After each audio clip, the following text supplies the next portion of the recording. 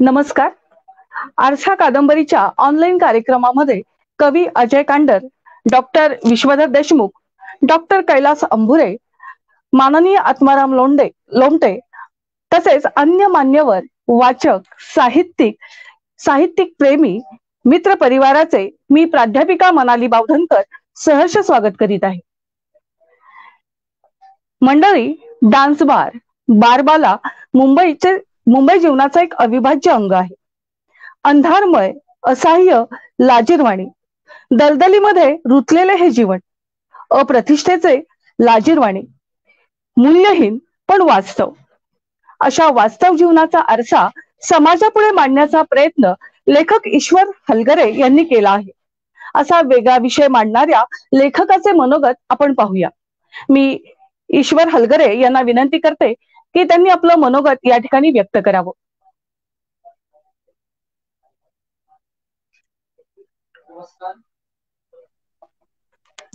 सर्वांना आवाज येतोय माझा? कोणीतरी यस यस हाय वगैरे म्हणलं तर म्हणजे लक्षात येईल. म्हणजे सर येतोय आवाज? बोला. ओके. सर्वांना नमस्कार. आज माझ्यासाठी अत्यंत आनंदाचा आणि उत्साहाचा दिवस आहे. माझ्या आरसा या कादंबरीचा या ठिकाणी प्रकाशन सोहळा संपन्न होणार आहे आणि या प्रकाशन सोहळ्याचे अध्यक्ष आणि मराठीतील एक ख्यातनाम लेखक माननीय आसाराम लोमटे सर, ज्यांच्या हस्ते या कादंबरीचं प्रकाशन होणार आहे आणि जे मला मुलाप्रमाणे प्रत्येक गोष्ट समजावून सांगतात ते अजय कांडर सर, ज्यांचा अभ्यास आणि व्यासंग माझ्यासाठी उत्सुकतेचा विषय राहिलेला आहे ते डॉक्टर कैलास अंभुरे सर आणि डॉक्टर विश्वधर देशमुख सर, हे दोन्ही समीक्षक आणि जे मला लहान भावाप्रमाणे प्रत्येक गोष्ट समजून घेतात माझी, ते या कादंबरीचे प्रकाशक माननीय बाळासाहेब भोंगडे दादा, आणि ज्यांच्या आशीर्वाद आणि शुभेच्छावर या कादंबरीचं भवितव्य ठरणार आहे ते सुजान वाचक, साहित्यप्रेमी आणि रसिक मंडळी. कुठलाही लेखक लिहितो म्हणून लिहितो तो काही वेळ जात नाही म्हणून किंवा एक मजा म्हणून लिहित नाही, तर त्याच्यामध्ये आत कुठंतरी अस्वस्थता असते. आजूबाजूच्या घटना प्रसंगाचं त्याच्या मनावर ओरखडे उमटलेले असतात, त्याला आत कुठंतरी जखमा झालेल्या असतात आणि त्या जखमा भरण्याचं किंवा त्या जखमावर मलमपट्टी करण्याचं जे काही काम आहे ते लेखक कवी आपल्या लेखनाच्या माध्यमातून करतो असं माझं मत आहे. त्यामुळं ज्या वेळेस या आरसा कादंबरीचा विचार करत असताना एक गोष्ट मला या ठिकाणी सुरुवातीला आवर्जून सांगावी लागेल की मी कोणत्या कारणामुळे ही कादंबरी लिहिली किंवा काय प्रेरणा आहे. तर माझं मुंबई विद्यापीठामध्ये भविष्य विभागात MA ला ऍडमिशन होतं आणि त्या निमित्तानं माझं मुंबईला येणं जाणं असायचं. पण एक वेळेस मी मुंबईला गेलेलो असताना माझ्या एका मित्राकडं मुक्काम करावा लागला मला, आणि तो मित्र डान्स बार बद्दल नेहमी मला फोनवरती किंवा भरभरून सांगायचा. त्यावेळेस त्याला म्हणालो की मला हे जग बघायचं आहे.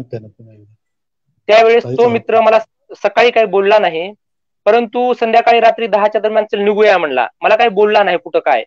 मग वाशीला गेल्याच्या नंतर त्याने त्याच्या एका मित्राला फोन केला आणि आम्ही 3 जण वाशीच्या एका ऑर्केस्ट्रा बार मध्ये गेलो. तर तिथं जे काही मी पाहिलं ते विश्व तर माझ्यासाठी संपूर्ण नवीन होतं, परंतु एका घटनेमुळं माझ्या मनामध्ये अस्वस्थता दाटून आली.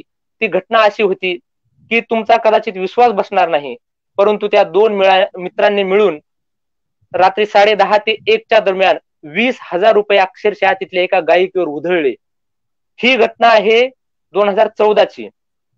मी तर माझ्याकडं मी अस्वस्थ होतो, मी बोलू शकत नव्हतो त्या तिथल्या सगळ्या वातावरणावर किंवा काय. तर मी त्या मित्राला म्हणलं असं काय आहे, तुम्ही अक्षरशः पैसा उधळता म्हणजे काय? अरे इथं आल्यानंतर असं करावंच लागतं, हे इथली संस्कृती आहे म्हणली ह्या. तर मग 2012 आणि 13च्या दरम्यान मराठवाड्यामध्ये दुष्काळ होता. मी माझ्या लहानपणापासून तसा दुष्काळ कधी पाहिला नव्हता. लोकांना काम मिळत नव्हतं, रोजगार मिळत नव्हता. लोक आपल्या दावणी रिकाम्या करत होते आणि अक्षरशः सगळीकडे मराठवाड्यामध्ये भयान परिस्थिती होती. 100-200 रुपयावर लोक दिवसभर काम मिळण्यासाठी भटकत असताना एक आपल्या आजूबाजूला असाही समाज आहे जो अक्षरशः पैसा उधळून टाकतो, पैशाचा पाऊस काय असतो, मी टीव्हीत वर्तमानपत्रामध्ये वाचलं होतं, पाहिलं होतं. परंतु ज्यावेळेस माझ्या प्रत्यक्ष पाहिलं, त्यावेळेस मला ते सगळं असह्य आणि अस्वस्थ करणारं होतं. आणि त्याच दिवशी त्या मित्राला म्हणालो, मी काहीतरी लिहिणार याच्यावर. 2014 साली. तो मित्राने तेवढं काही मनावर घेतलं नव्हतं. परंतु त्या दिवसापासून मी अक्षरशः या विषयाच्या मागे झपाटल्यासारखा लागलो. नंतर त्या मित्रालाही माहिती नाही, परंतु मग नंतर मी 7 ते 8 वेळेस मुंबईला फक्त कादंबरी लिहिण्यासाठी गेलो. आणि ज्या वेळेस मी मुंबईला गेलो, त्यावेळेस मला प्रत्येक वेळेस अधिक खोलातली माहिती या विषयाच्या संदर्भातली मिळू लागली. आणि एक विषय असा अस्वस्थ करणारा होता. परंतु माझा लिहिण्याची मुख्य प्रेरणा अशी होती, की शहरातलं हे जे चंगळवादी जीवन आहे मुंबईचं आणि मराठवाड्यातील जे अभावग्रस्तता आहे, ही कुठेतरी साहित्यामध्ये जोरकसपणे आली पाहिजे. ही माझी आतली तळमळीची अस्वस्थ करणारी भावना होती. आणि त्या भावनेला वाट काढण्यासाठी मी कुठेतरी हे लिहिण्याचा घाट घातला. परंतु नंतर मला ह्या विषयाचा आवाका लक्षात आल्याच्या नंतर मी असा विचार करू लागलो, की हे आपलं काम नाही. मी अक्षरशः अनेक वेळा हे कादंबरी लिहिण्याचं खूळ आपण डोक्यातून काढून टाकूया, ह्या विषयापर्यंत आलो. मी अनेक बाळासाहेब घोंगडे असतील दादा, सुशील धसकटे दादा असतील, त्यांच्याशी नेहमी चर्चा करायचो. श्रीराम दुर्गे, अरुण इंगवले, ते मला आधार द्यायचे. ऋषिकेश देशमुखनी तर अत्यंत मला वेळोवेळी आधार दिलेला आहे. परंतु मग निगेटिव्ह विचार मी मनातून काढायचो, परत मी कामाला लागायचो. अशी सगळी खोलात जसं जसं मी गेलो, डान्सबार बंदीच्या नंतरची स्त्रियांची तिथल्या हे असेल, या यंत्रणेत गुंतलेली सगळी काही लोक असतील, पोलीस असतील, पत्रकार असतील, हे सगळं भयानक होतं माझ्यासाठी. परंतु मी माझ्या पेशामधून लोकांचा दृष्टिकोन पण असा काही वेगळा होता, की शिक्षक माणूस कशाला या फंद्यात पडतोय, कशाला लिहितोय. परंतु ह्या सगळ्या गोष्टीकडं मी लिहिल्याशिवाय माझी अस्वस्थता कमी होणार नव्हती, ही माझ्या मनाला पटलेलं होतं. म्हणून मी ते माझं लेखन मी सोडलेलं नाही. 14 पासून मी थोडं थोडं मला जमेल तसं माझ्या पातळीवर हे पूर्ण करण्याचा प्रयत्न करत आलेलो आहे. मध्यंतरी मिसेसनं सगळं बघितल्यानंतर तिला पण कुठल्याही स्त्रीला असं वाटणार नाही, की आपला नवरा अशा काही विषयावर लिहावं. पण तिने पण थोडासा मध्यंतरी कडाडून विरोध केला. परंतु तो थोडासा अल्पकाळच ठरला. एक 6 महिने वर्षांवर मी लेखन बंद केलं. तिची पण समजूत काढली, समजून घेतली, आम्ही चर्चा केली आणि त्याच्यानंतर परत मी लिहायला सुरू केली आणि 19च्या शेवटी मी पूर्ण लेखन माझं हे केलेलं आहे. या सगळ्या प्रवासामध्ये मला अत्यंत खूप खरंच मला चांगले पण अनुभव आले, वाईट पण अनुभव आले. मुंबईत अनेक मित्रांनी, माझे पोलीस अधिकारी पण आहेत आमच्या मराठवाड्यातले, त्यांनी या सगळ्या यंत्रणेतले काही लोक आहेत, पत्रकार आहेत, त्या सगळ्यांनी मला खूप सहकार्य केलं. साहित्यिक म्हणून एक हुसेन इनामदार माझा मित्र आहे, त्याचा मला नाव घ्यावं लागलं. वैशाली हळदणकर, तिची बारबाला कादंबरी आपलं आत्मचरित्र आलेलं आहे, तिने पण अत्यंत मला 2-2, 3-3 तास चर्चा केलेलो आहे मी. तर अशा सगळ्या गोष्टींमध्ये सुशील धसकटे, अरुण इंगवले, श्रीराम दुर्गे सर आणि मला ऋषीचा अत्यंत म्हणजे त्याचा उल्लेख केल्याशिवाय मला माझं बोलणं थांबवता येणार नाही. अशा पद्धतीनं ऋषीनं अत्यंत सुरुवातीपासून मला सहकार्य केलं. माझा प्रत्येक वेळेस धीर वाढवला आणि माझा पहिला वाचक ऋषी आहे माझ्या खरड्याचा, माझ्या कादंबरीचा. त्यामुळे त्याचा पण उल्लेख करतो. माझे आई वडील, भाऊ, माझा मित्रपरिवार, मुलं, त्या सर्वांच्यामुळेच मी ही कादंबरी पूर्ण करू शकलो. धन्यवाद. धन्यवाद सर. खूप खूप अडचणींवर मात करत आपण ही कादंबरी केलेली आहे. खरोखरच साहित्य हा समाजाचा आरसा आहे आणि अशा या आरसा कादंबरीचं या ठिकाणी प्रकाशन सोहळ्याकडे आपण वळूया. मी ज्येष्ठ कवी अजय कांडर यांना विनंती करते की त्यांनी आरसा या कादंबरीचे प्रकाशन करावे. तत्पूर्वी अजय कांडर या सरांचा मी थोडक्यात आपल्याला परिचय करून देते. कवी अजय कांडर हे मराठीतील आजचे आघाडीचे कवी असून त्यांचे आवात बोल, हत्ती लो आणि युगानयुगे तूच हे 3 कविता संग्रह प्रसिद्ध झाले आहेत. 2005 मध्ये आलेल्या त्यांच्या आवान बोल या पहिल्याच कविता संग्रहाला अमेरिकेतून दिला जाणारा महाराष्ट्र फाउंडेशन या अत्यंत प्रतिष्ठित पुरस्कारासह मराठीतील विविध महत्वाचे पुरस्कार त्यांना प्राप्त झाले आहेत. गेल्या वर्षीच डॉक्टर बाबासाहेब आंबेडकर यांच्या विचारधारेवर लिहिलेल्या युगानयुगे तूच या कविता संग्रहाने इतिहास घडवला. काव्यसंग्रह प्रसिद्ध होण्यापूर्वीच संग्रहाच्या सर्व प्रती बुक झाल्या होत्या. या संग्रहाच्या वर्षभरातील 3 आवृत्त्या प्रसिद्ध झाल्या. कांडर सरांना अखिल भारतीय मराठी साहित्य संमेलनासह देशातील अनेक बहुभाषिक कवी संमेलनात काव्य वाचनासाठी निमंत्रित केलेले असून त्यांच्या कविता 7 विद्यापीठात अभ्यासक्रमाला आहेत.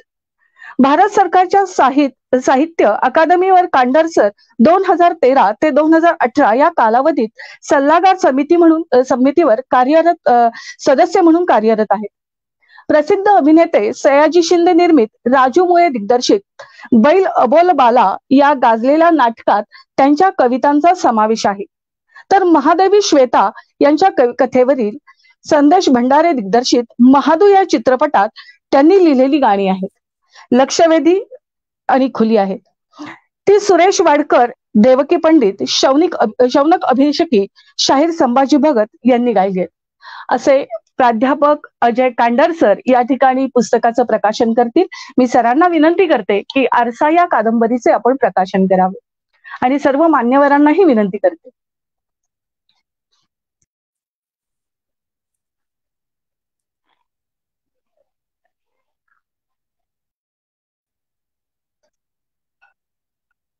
हॅलो अजय सर, माईक बंद आहे. माझा आवाज येतो ना? हो हो, बोला. बर. माझे मित्र आसाराम लोमटे आणि या कादंबरीवर भाष्य करणारे माझे दुसरे मित्र अंबुरे सर, विश्वदार देशमुख सर आणि प्रामुख्याने या कादंबरीचे लेखक आमचे मित्र ईश्वर हलगरे. खूप छान वाटतं की या कादंबरीचा प्रकाशन सोहळा आमच्या सगळ्या मित्रांच्या उपस्थित होत आहे. आसाराम आणि हे सगळे मित्र खूप प्रेमाने या कोकणच्या लेखकासाठी आले, इथे उपस्थित राहिले, त्याबद्दल प्रथमतः मी सगळ्यांनाच मनापासून धन्यवाद देतो. आणि या कादंबरीचं प्रकाशन झालं असं मी जाहीर करतो. बरं, ही कादंबरी दिसते का? याचं मुखपृष्ठ दिसतंय का तुम्हाला? हो हो.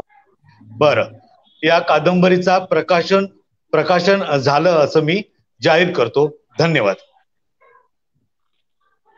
आरसा या कादंबरीचे प्रकाशन झालेलं आहे. मी सरांना विनंती करते की कादंबरीचा आपण परिचय या ठिकाणी करावा, थोडं भाष्य आपण या कादंबरीवर करावं. मराठीत ज्या लेखकाच्या पाठी कोण प्रकाशक नसतो त्याच्या पाठीमागे बाळासाहेब धोंगडे असतात असं म्हणतात. आणि हे वाक्य रूढ झालेलं आहे आणि त्याचा प्रत्यय आपल्याला ईश्वर हलगरे या मित्राच्या या कादंबरीच्या पुस्तक प्रकाशनाच्या निमित्ताने येतं. बाळासाहेब धोंडगेंनी आजवर खूप मराठीतील महत्वाच्या लेखकांची पुस्तके प्रकाशित केलेली आहेत. त्याचबरोबर नव्या लेखकांना प्रोत्साहन देण्यासाठी ते त्यांची पुस्तकंही प्रकाशित करत असतात. ईश्वर हलगरे सारख्या कोकणातल्या कवी आणि आता कादंबरीकार ज्याला म्हणता येईल अशा नव्या लेखकाचं पुस्तक ही कादंबरी काढून त्यांनी महत्वाचं काम मराठी साहित्यात केलेलं आहे. त्यामुळे आमचे मित्र बाळासाहेब धोंडगे यांनाही मी या निमित्ताने धन्यवाद देतो. आणि एक 10-12-15 मिनिटं या कादंबरीवर मी थोडक्यात भाष्य करतो. खर तर मी ईश्वर हलगरेंना असं म्हणालो होतो की एक मराठीतला ज्येष्ठ लेखक ज्याचं वय झालं असेल अशा एखाद्या लेखकाला घेऊन तुम्ही प्रकाशन करा. तर ते म्हणाले नाहीत, तुम्ही कोकणातले आहात, मी आता देशाहून कोकणात आलो तरी मी इथेच आता रुळलेलो आहे आणि माझी कादंबरी कोकणच्याच एखाद्या माणसाच्या हातून प्रकाशित व्हावी अशी माझी इच्छा आहे. तर मी म्हटलं ठीक आहे, आसाराम लोमटेंसारखे आमचे चांगले सकस लिहिणारे मित्र आहेत, अंबुरे सरांसारखे आणि विश्वदार सरांसारखी भाष्य करणारी माणसं आहेत, तर मी हो म्हणालो. पण खरंच चांगलं वाटतं की ही कादंबरी वाचल्यानंतर एक वेगळं विश्व, जे दुसरं किंवा तिसरं जग आहे, सर्वसामान्य माणसापासून खूप दूर असणारं जग, हे या कादंबरीत आलेलं आहे. आणि या कादंबरीचं मोल या दृष्टीने खूप महत्वाचं आहे. मराठीत अशा प्रकारचं लेखन झालं नाही का? तर झालेलं आहे. आपल्याकडे आधीच्या पिढीतील म्हणजे 60-70च्या कालावधीत मराठीतल्या कवींच्या काही कविता आपण जर वाचल्या तर याचा संदर्भ आपल्याकडे येतो, किंवा मराठीतल्या आमच्या आधीच्या पिढीतले किंवा आमच्या पिढीतलेही काही महानगरातले लेखक असतील, नाट्यक्षेत्रातील मंडळी असतील किंवा चित्रपट क्षेत्रातील मंडळी असेल, तर त्यांच्याबरोबर आपण जेव्हा चर्चा करतो, त्यांच्या कलाकृतीबद्दल आपण चर्चा करतो, तेव्हा यातले संदर्भ बऱ्याच वेळा येऊन जातात. डान्स बार आणि डान्स बारच्या संपूर्ण त्या विश्वातून आपल्याला काय नेमकं दिसतं, लेखकाला नेमकं काय दिसतं, ही गोष्ट माझ्या दृष्टीने महत्वाची आहे. आणि या कादंबरीचं मोल हे एवढं आहे की या डान्स बारच्या विश्वातून फक्त या लेखकाला शोषण दिसतं आणि शोषणाच्या पातळीवर हे विश्व उभं आहे. मला ईश्वर हलगरे यांची यासाठीच मनापासून अभिनंदन करावं असं वाटतं की या शोषणाला त्यांनी आवाज देण्याचं काम केलेलं आहे. खरं तर एखादा नवीन लेखक जेव्हा लिहितो तो अशा विश्वाचं वरवरचं चित्रीकरण करण्याची शक्यता राहते, परंतु ईश्वर हलगरे यांनी काही प्रमाणात का असेना पण त्याच्या मुळाशी जाण्याचा प्रयत्न केलेला आहे आणि ती बांधणी अतिशय सुंदर प्रमाणे केलेली आहे. एक वाचनीय कादंबरी आहे. त्याचा जो घाट कादंबरीचा आहे, खरं तर या संदर्भात आसाराम लोमटे कादंबरीकार इथे आहेत, तर आसाराम लोमटे ह्या घाटाबद्दल एकूण बांधणीबद्दल जास्त बोलतील. मी कवीच आहे, तर त्यामुळे त्याच्या आशयाबद्दल मी बोलतो आणि त्या अनुषंगानेच ही 10-15 मिनिटं मी मांडणी करतो. पण मला या कादंबरीचा घाटही आवडलेला आहे, त्याची बांधणीही आवडलेली आहे, त्यामुळे ती वाचनीय कादंबरी आहे. खरं तर तुम्ही या प्रकारचं लेखन करता त्यावेळी मोठा एक धोका असतो कादंबरीकारासमोर की तुम्ही ते मनोरंजनाकडे ती कादंबरी जाण्याची शक्यता राहते. अशा प्रकारचे विषय जेव्हा डान्स बार आणि बारबाला किंवा त्या प्रकारचं जे सगळं त्या अनुषंगाने सेक्स लाईफ येणं असणं, एकूणच ते जे सगळं विश्व येतं, तर ते मनोरंजनाकडे जाण्याची शक्यता राहते आणि त्यातून जो आशय तणकटपणे यायला पाहिजे तो हरवण्याची शक्यता राहते. परंतु ईश्वर हलगरे यांचे यात आपल्याला काही प्रमाणात चांगले गुण द्यायला पाहिजे की त्यांनी तो संपूर्ण आशय आणण्याचा प्रामाणिकपणे प्रयत्न केलेला आहे. प्रामाणिक हा मी शब्द एवढ्यासाठी वापरला इथे की ईश्वर हलगरे यांनी जे मनोगत व्यक्त केलं मगाशी, ते मला काही टेक्निकली प्रॉब्लेममुळे पूर्ण ऐकता आलं नाही, पण शेवटचा काही भाग मी ऐकला, तर त्यात त्यांनी जे तळमळीने सगळी जी सांगितलं, आपला अनुभव सांगितला, त्याबद्दल लोकांनी सहकार्य केलं त्याबद्दल सांगितलं. विशेषतः वैशाली हळदणकर यांची ती कादंबरी, ते आत्मचरित्रात्मक लेखन मीही काही वर्षापूर्वी वाचलेलं आहे आणि त्यांच्याबरोबर त्यांनी चर्चा केली.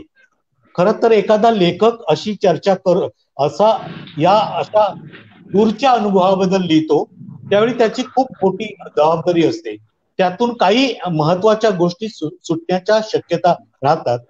कदाचित काही लेखक प्रत्यक्ष तिथे गेलेला असतो, एक अनुभव घेतलेला असतो, लेखक म्हणून अनुभव घेतलेला असतो, माणूस म्हणून अनुभव घेतलेला असतो, पण तो तेवढ्या पुरता अनुभव महत्वाचा नसतो.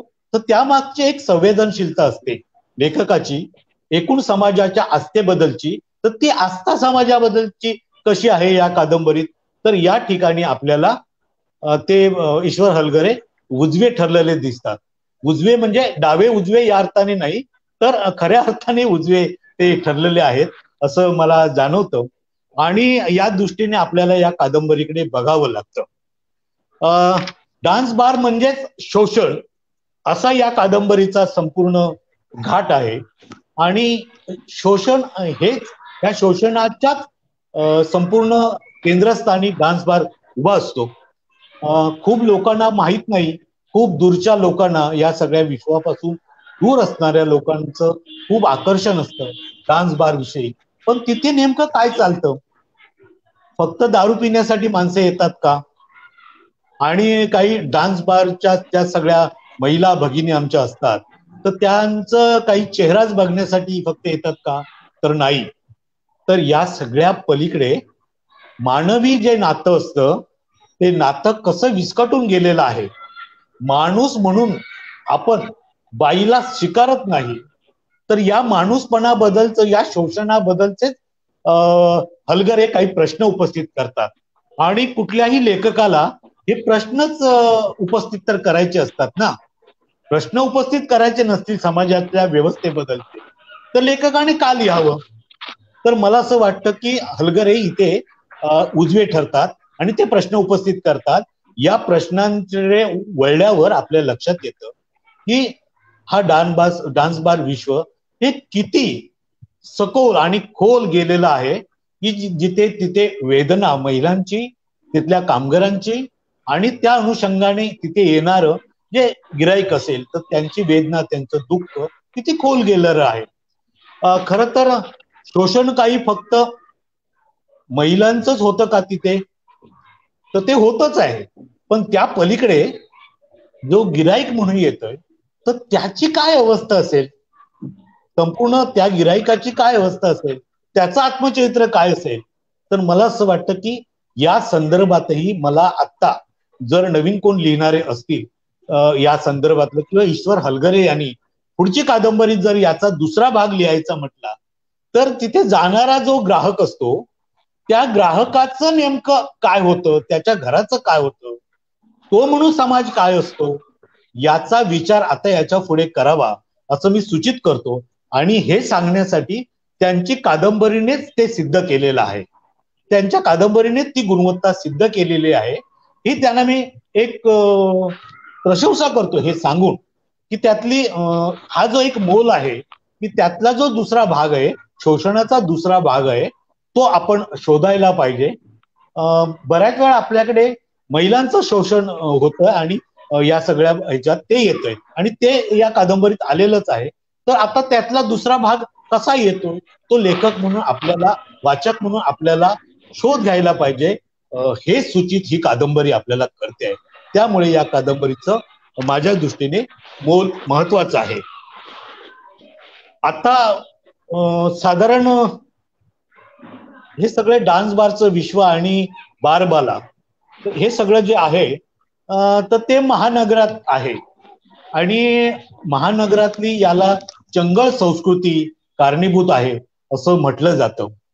ते तर खरंच आहे, पण चंगळ संस्कृतीच फक्त कारणीभूत आहे का असं मला इथे एक प्रश्न उपस्थित करावा असं वाटतो.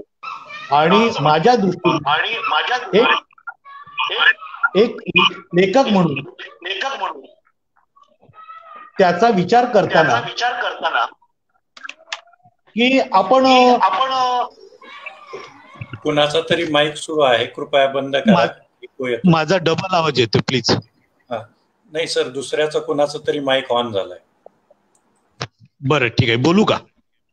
हा, तर मला असं वाटतं की चंगळ संस्कृतीकडे आपण बघताना महानगराच्या ह्या सगळ्या परिघात विचार करताना फक्त पैशामुळे हे सगळ्या गोष्टी घडतात का? तर बरोबरच आहे, पैशामुळे ह्या सगळ्या गोष्टी घडतातच, परंतु संस्कृती नावाची जी गोष्ट असते ती स्थिर नसते आणि ती संस्कृती काही खडकासारखी नसते. संस्कृती सतत बदलत असते. पण आपल्याकडे परंपरेने जे संस्कृतीचे काही नियम लागू केलेले आहेत तर ते नियम डोक्यात फिट बसलेले असतात आणि त्या नियमानुसार जे काही नैतिक अनैतिकचे काही ज्या गोष्टी आपण लादत असतो नव्या पिढीवर तर त्या सगळ्या दबल्या आवाजातून, दबल्या भावनेतून या सगळ्या विश्वाकडे जाणारा जो वर्ग मोठ्या प्रमाणात आहे त्यातून अनेक गोष्टी निर्माण होतात. मी या सगळ्यातला काही थोडाफार अभ्यास मी केलेला होतो पत्रकार म्हणून.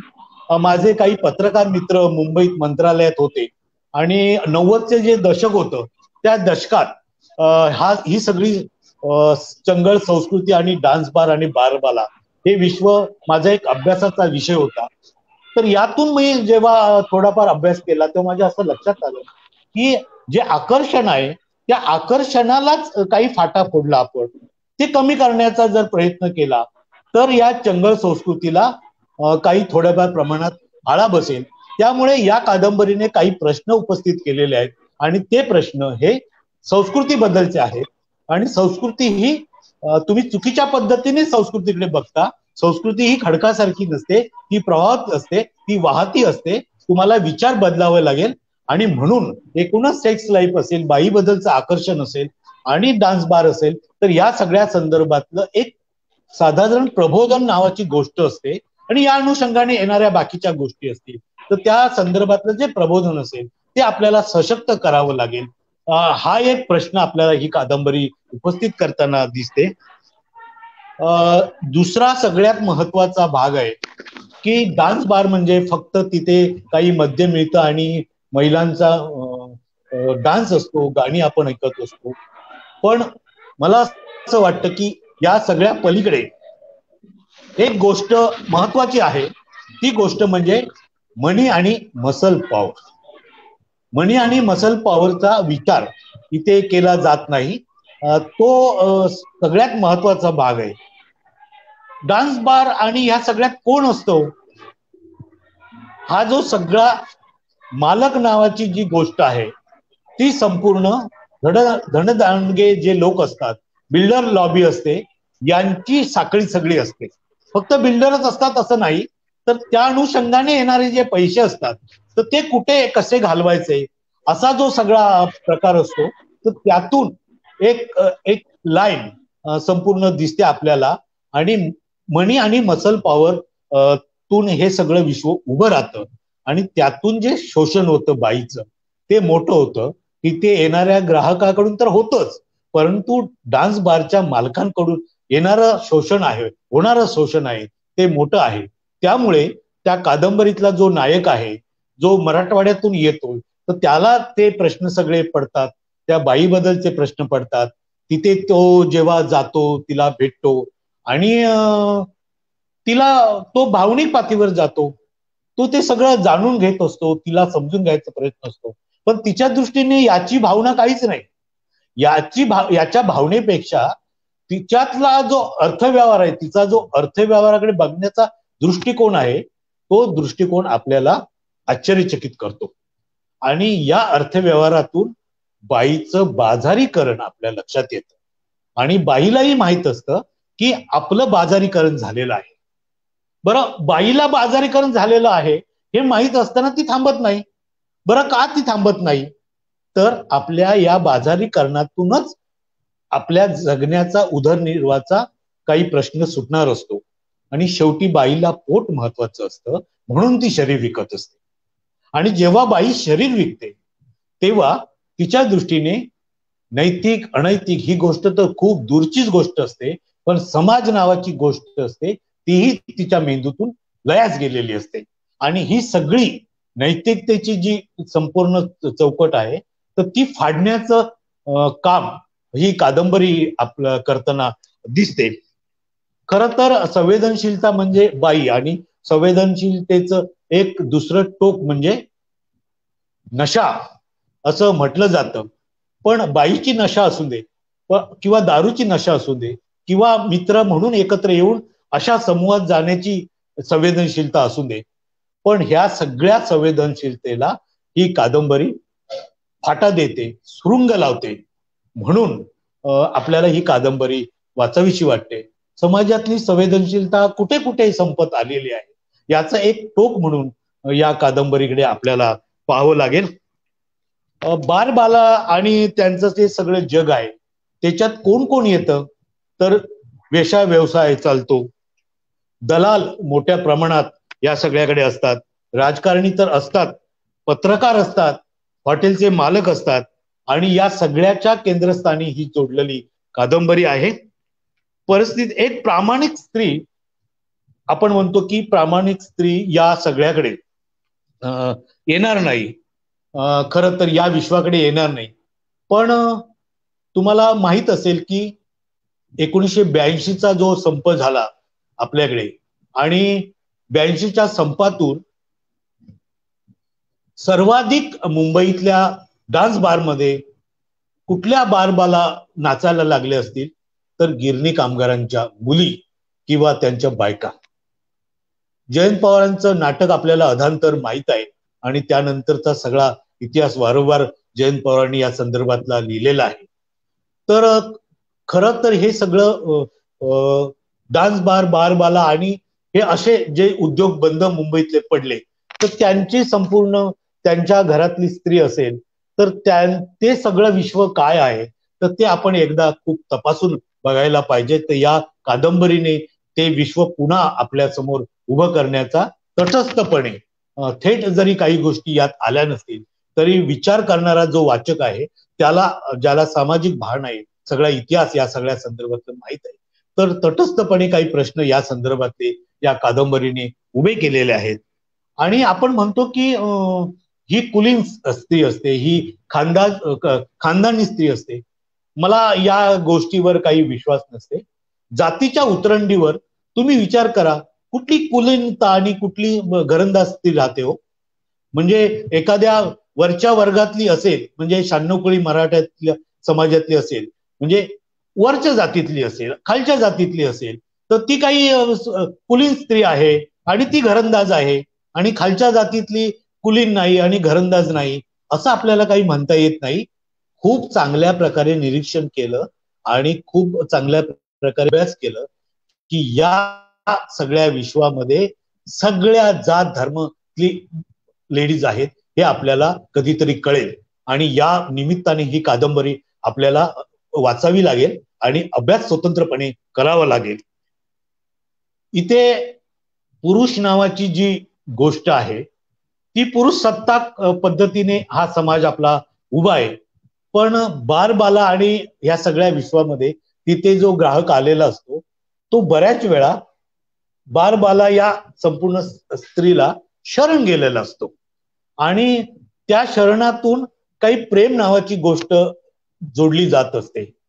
तर त्या प्रेमाला काय किंमत आहे, तर या सगळ्या कादंबरीमध्ये त्या प्रेमाला 0 किंमत आहे. म्हणजे त्या बाईचं मन किती कोरडं झालेलं असेल या संदर्भातले काही प्रश्न ही कादंबरी उपस्थित करते आणि एकूणच समाजातल्या स्त्रीच्या अस्तित्वाबद्दल आपल्या मनात काही प्रश्न उपस्थित करून त्याबद्दलची भावना, एक संवेदनशीलता आपल्यात निर्माण करते. मला असं वाटतं की ईश्वर हलगरे यांनी ही पहिलीच कादंबरी लिहून आपण कुठल्या वर्गाच्या बाजूने आहोत हे दाखवून दिलं आहे. म्हणून त्यांचा प्रवास पुढच्या कालावधीत मराठी साहित्यात महत्वाचा असेल आणि तो महत्वाचा ठरावा अशा शुभेच्छा देतो आणि मी थांबतो. मला फक्त 15 मिनिटं दिली होती, कदाचित 5 मिनिटं जास्त झाली असतील तर मी क्षमा मागतो आणि थांबतो. धन्यवाद. धन्यवाद सर. आरसा ही कादंबरी निश्चितच बरबटलेलं जीवन आणि त्याचबरोबर या जीवनाचे विविध कंगोरे दर्शवणारी आहे. नुसती रंजकतेकडे वळणारी नाही तर त्याबरोबर समाजाचा एक आरसा दाखवणारी ही कादंबरी आहे. निश्चितच धन्यवाद सर. यानंतर डॉक्टर विश्वाधार देशमुख या कादंबरीवर भाष्य करतील. तत्पूर्वी मी सरांचा अल्पसा परिचय आपल्याला करून देते. डॉक्टर विश्वाधार देशमुख सर नांदेड येथील यशवंत महाविद्यालयात सहाय्यक प्राध्यापक असणारे डॉक्टर विश्वाधार देशमुख हे सर एक बहुआयामी व्यक्तिमत्व आहे. नारायण सुर्वे आणि धुमाल यांच्या कवितांचा तौलनिक अभ्यास या विषयावर त्यांची PhD झालेली आहे. विश्वाधार देशमुख सरांनी राज्य व राष्ट्रीय व्यासपीठावरून अनेक शोध निबंध सादर केलेले आहेत. सरांचे वाहतो कवितांची पालखी आणि यात्रा हे 2 महत्वपूर्ण ग्रंथ प्रसिद्ध असून विचार शलाका, युवा मनवंतर आणि अभिरुची हे YouTube चॅनल आहेत जे विद्यार्थी आणि पालक तसेच शिक्षकांनाही महत्वपूर्ण आहेत. असे शिक्षक, पालक आणि विद्यार्थ्यांसाठी धडपडणारे माननीय डॉक्टर विश्वाधार देशमुख आपलं या कादंबरीवरील भाष्य या ठिकाणी प्रकट करतील.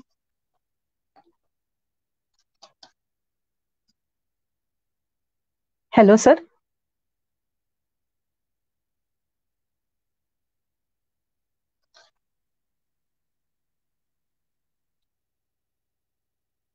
हॅलो.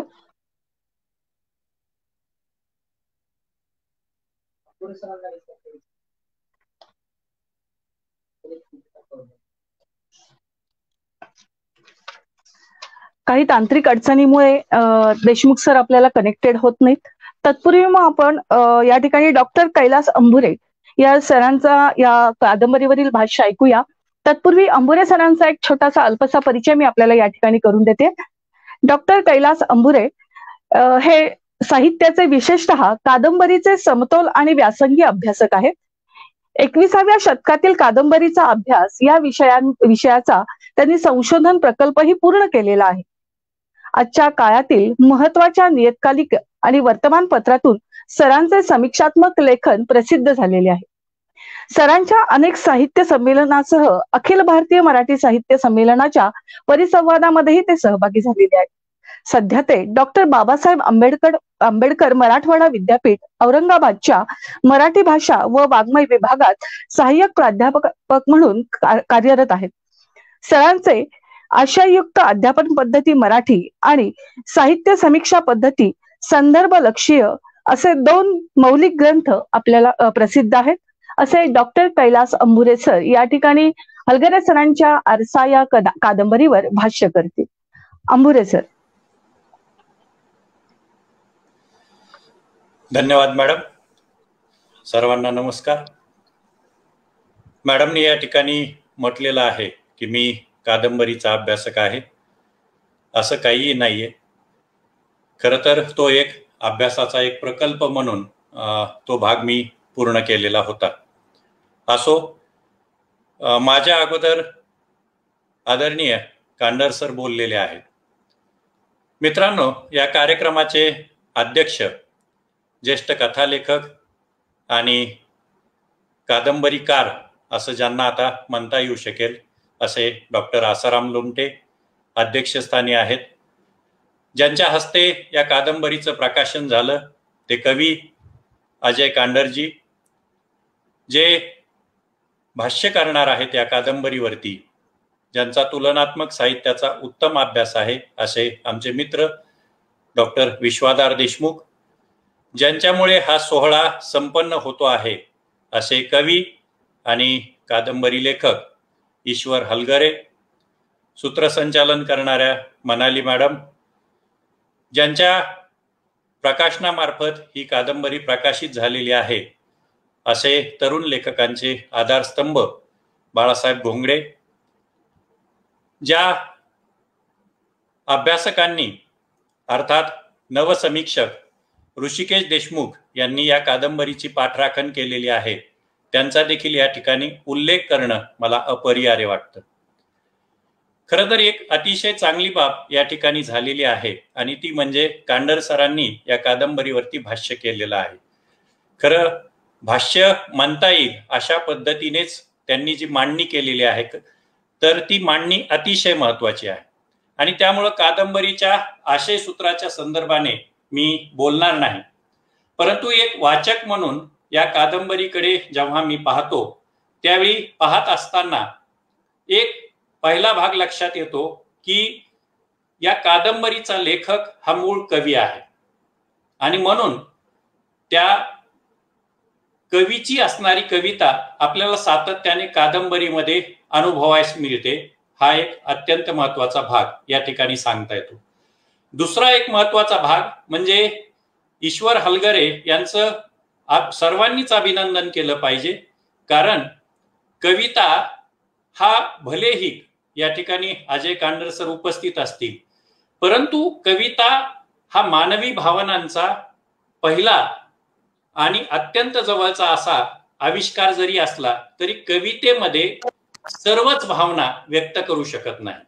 म्हणजेच बऱ्याचदा कवितेचा असणारा जो अवकाश असतो तो अवकाश कवीला अभिव्यक्त होत असताना अपुरा पडतो आणि मग अशा परिस्थितीमध्ये त्याला अन्य मार्गांकडे वळावं लागतं किंवा दीर्घ कवितेकडे तो वळतो आणि असाच प्रकार ईश्वर हलगरे यांच्या संदर्भामध्ये झालेला आहे असं म्हणता येऊ शकेल. ही कादंबरी वाचन करत असताना मला काही कलाकृतींचं सातत्याने आठवण होत होती, स्मरण होत होतं. यामध्ये एक तर अरुणा सबाने यांची मुन्नी ही जी कादंबरी आहे ती, सोबतच वैशाली हळदणकर यांचं बारबाला हे आत्मकथन, धम्मपाल रत्नाकर यांची कविता, सोबत रमेश रावळकर हा अलीकडचा जो माझा मित्र आहे त्याची टिश्यू पेपर ही एक वृत्तपत्रामधून प्रसिद्ध होणारी मालिका आणि अन्य अदांतर सारखं असणारं नाटक असेल, या प्रकारच्या काही कलाकृतींची सातत्याने आठवण होत होती. परंतु या सर्व कलाकृती सातत्याने डोकावत असताना मी मात्र या कलाकृती आणि आरसा या पद्धतीने इथे तुलना चुकून सुद्धा करणार नाही. कारण हा प्रकाशन समारंभ आहे आणि प्रकाशन समारंभ असल्यामुळे वाङ्मयीन मूल्य किंवा या कादंबरीचं योगदान वगैरे वगैरे या संदर्भामध्ये चर्चा करण्याचा हा प्रसंग नाहीये, याची मला जाणीव आहे. परंतु या ठिकाणी मात्र आवर्जून उल्लेख केला पाहिजे की अलीकडच्या काळामध्ये जे काही तरुण गद्य प्रकारामधून लेखन करत आहेत, त्या अनुषंगाने ही कलाकृती मात्र अत्यंत महत्वाची आहे. महत्वाची यासाठी आहे की अलीकडच्या काळामध्ये खर तर आसाराम लोमटे सर असताना हे सगळं एक कादंबरीचा अभ्यासक, कादंबरीकार वगैरे समोर असताना हे सगळं बोलावं की नाही असा माझ्या समोरचा प्रश्न आहे. परंतु प्रयोगशीलता हा जो काही भाग आहे अलीकडच्या काळातला, या दृष्टिकोनातून मात्र ही कादंबरी महत्वाची आहे. कारण या कादंबरीमध्ये दोन संहिता मला स्पष्टपणे जाणवतात. एक आहे कादंबरीची संहिता आणि दुसरे आहे कवितेची येणारी संहिता. आणि आणखी त्याच्या पलीकडे जर आपण डोकावण्याचा प्रयत्न केला तर कादंबरीच्या आतमध्ये आणखी एक कादंबरी येते. म्हणजे ही कादंबरी येत असताना मला राजन गवस यांच्या बळीचा या कादंबरीमध्ये जो नायक शेतकऱ्यांच्या आत्महत्येच्या संदर्भाने चिंतन करतो आणि ते चिंतन करत असताना तो त्या सगळ्या प्रश्नांमध्ये गुंतत जातो, असाच प्रकार या ठिकाणी देखील होताना दिसतो. अजय कांडर यांनी स्त्रियांचं होत असलेलं शोषण आणि एकूणच असलेली ही जी काही पुरुषी संस्कृती आहे, या संस्कृतीविषयी अतिशय उत्तम भाष्य केलेलं आहे. परंतु मला धम्मपाल रत्नाकर यांनी त्यांच्या कवितेमध्ये एक जो उल्लेख केलेला आहे या एरियाच्या संदर्भाने, अर्थात डान्स बारच्या पलीकडे जाऊन वेश्या व्यवसाय जो काही चालतो आपल्याकडे किंवा एकूणच समग्र सृष्टीमध्ये, तर त्या संदर्भामध्ये आपण रेड लाईट एरिया अशा प्रकारचा शब्द उपयोजतो आणि मुंबईमध्ये तर हा रेड लाईट एरिया प्रसिद्ध आहे. याला धम्मपाल रत्नाकर यांनी समाजाचं सौभाग्य असं संबोधलंय आणि मला वाटतं ते खूप महत्वाचं आहे. कारण हा रेड लाईट एरिया जर नसता तर आपल्या समाजाचं काय झालं असतं आणि या कुटुंब व्यवस्थेचं काय होऊ शकतं, अशा प्रकारचे अनेक प्रश्न अर्थात अजय कांडर यांनी दुसऱ्या बाजूच्या संदर्भाने मांडलेले आहेत. मी आताच म्हटलेलं आहे की या ज्या संहिता येतात ना, ही संहिता येत असताना या कलाकृतीमध्ये अनेक केंद्र आहेत. जसं डान्स बार हे एक केंद्र आहे, त्याच बरोबरीने त्या पलीकडे जाऊन देह विक्रय करणे अर्थात हे मजबुरीचा एक भाग म्हणून येताना आपल्याला दिसतं.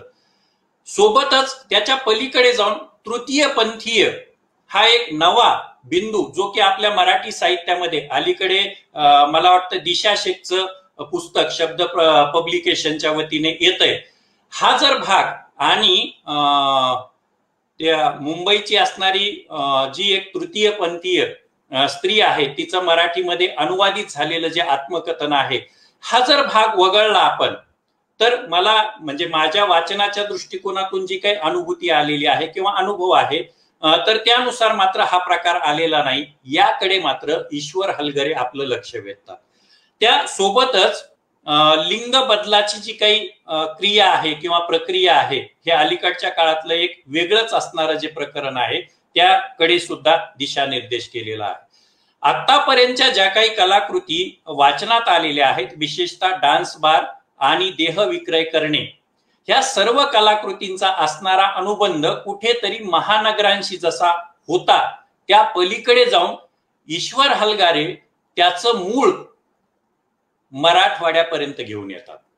म्हणजे आतापर्यंत काय बांगलादेश, थायलंड वगैरे वगैरे हे सगळ्या अनेक कलाकृतींमधून आलेलं आहे की तिकडनं आपल्याकडे स्त्रिया येतात. परंतु थक्क करणारा भाग आणि ईश्वर हलगरे यांचा शोध जे की बळीचा मध्ये सुद्धा शोधाची प्रक्रिया आहे आणि इथे सुद्धा शोधाची प्रक्रिया येते.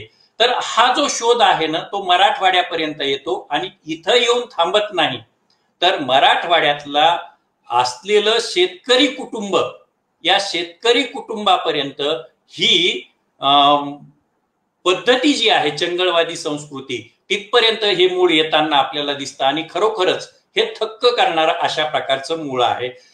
सोबतच शेतीचे असणारे प्रश्न, बेरोजगारी आणि दुष्काळ अशा काही असणाऱ्या ज्या बाबी आहेत या कलाकृतीमध्ये येताना आपल्याला दिसतात. म्हटलं तर एका अर्थानं अतिशय नाविन्यपूर्ण असा काही भाग या कादंबरीमध्ये येताना दिसतो आणि म्हटलं तर ज्या काही कलाकृती आतापर्यंत झालेल्या आहेत त्या वळणाने ही कादंबरी जाऊ शकते का किंवा जाते का हे वाचल्यानंतरच वाचकांनी ठरवायला पाहिजे. मी या संदर्भामध्ये बोलणार नाही. एखाद्या चित्रपटाला शोभेल किंवा चित्रपटाची जी पटकथा आहे, संहिता आहे, त्या प्रकारची संहिता ह्या कादंबरीमध्ये येताना आपल्याला दिसते. चित्रपटातले असणारे जे प्रसंग आहेत ते प्रसंग सुद्धा अनेकदा डोकावताना या कलाकृतीमधून दिसतात असं देखील म्हणता येऊ शकेल. बऱ्याचदा असं होतं की भाषा आणि असणारा जो काही याचा मूळ विषय आहे त्या मूळ विषयाचा शोध घेत असताना जो लेखक आहे त्या लेखकावरती वाचक वर्चस्व निर्माण करतो. म्हणजे दोन तर स्पष्टपणे मला असे प्रसंग जाणवतात ज्यामध्ये माहिती आलेली आहे. उदाहरणार्थ बारमध्ये येणं हा जो काही भाग आहे आणि दरम्यानच्या काळामध्ये बार कशा पद्धतीने बंद झाल्या, कायदा कसा आला वगैरे वगैरे, आणि लिंग बदलाची जी काही प्रक्रिया आहे तर त्या ठिकाणी हा भाग होतोय. त्याशिवाय भाषा जी आहे ना ती या कादंबरीतला एक अत्यंत महत्वाचा भाग म्हणून आपल्याला लक्षात घ्यावी लागते. परंतु काही ठिकाणी मात्र भाषा आणि मांडणी करत असताना कार्यकारण संबंधाच्या अनुषंगाने विसंगती येते का असा एक प्रश्न मला सातत्याने पडलेला आहे. तर हा भाग बाजूला जर ठेवला तर मी जे म्हटलं की कवी कादंबरी लिहितोय आणि त्यामुळं पृष्ठ क्रमांक 82 वरती येणारे जे दोन परिच्छेद आहेत ना ह्या दोनही कविता आहेत. म्हणजे भलेही त्यांनी परिच्छेदात्मक मांडणी केलेली असली तर यातले काही जर वाक्य काढून टाकले तर अतिशय उत्तम अशा प्रकारच्या कविता येताना आपल्याला दिसतात.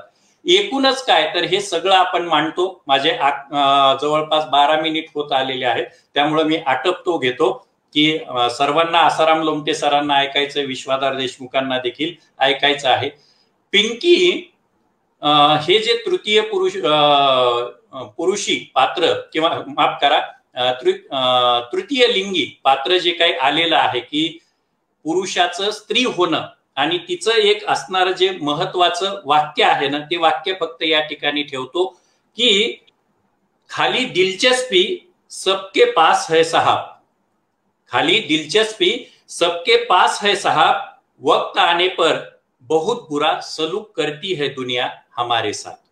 फक्त असं या विषयाच्या संदर्भाने मांडणी करत असताना होऊ नये आणि हे होऊ नये यासाठी अशा प्रकारच्या विषयांचं सामाजिक, सांस्कृतिक, आर्थिक, राजकीय आणि प्रशासकीय दृष्टिकोनातून चिंतन झालं पाहिजे, लेखन झालं पाहिजे आणि त्या अनुषंगाने एक अतिशय उत्तम अशा प्रकारचं आश्वासक कादंबरीकार किंवा गद्य लेखक म्हणून आपल्याला ईश्वर हलगरे यांच्याकडे पाहता येऊ शकतं. मी पुन्हा एकदा त्यांचं अभिनंदन करतो आणि मला खरं तर मी अभ्यासक, कादंबरीचा अभ्यासक नसताना देखील आपल्या प्रेमामुळं या ठिकाणी बोलावं लागलं त्या बद्दल देखील कृतज्ञता व्यक्त करतो आणि थांबतो. धन्यवाद.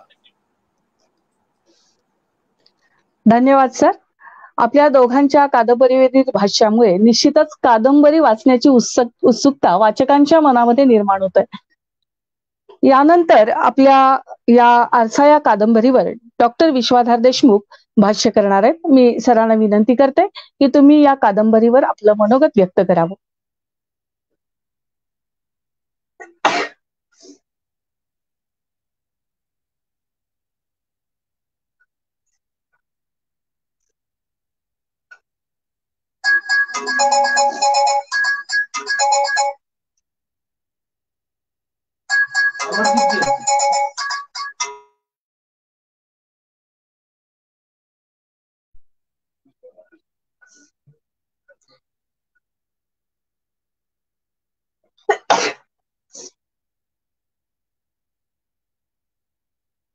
सर आवाज येतो?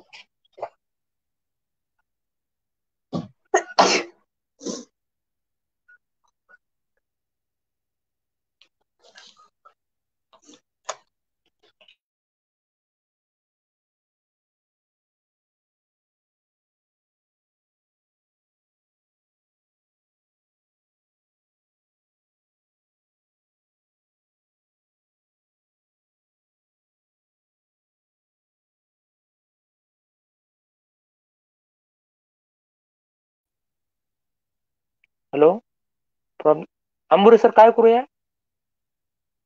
सर त्यांना मला वाटतं कॉल करावा बेस्ट वे. आणि हो, आणि ते जे काही बोलतील ना ते तुमच्या किंवा माझ्या माध्यमातून आपण ऐकूया समोर. पण अमरदीपजी वानखडे सर,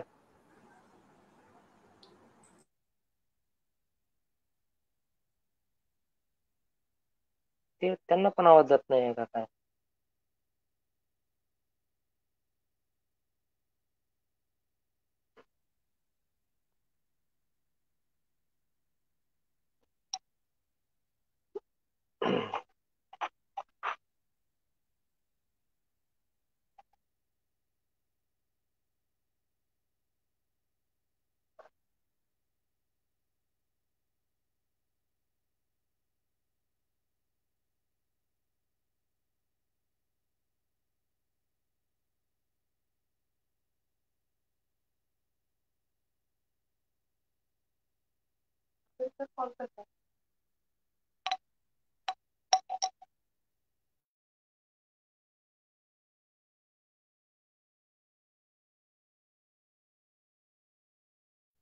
काय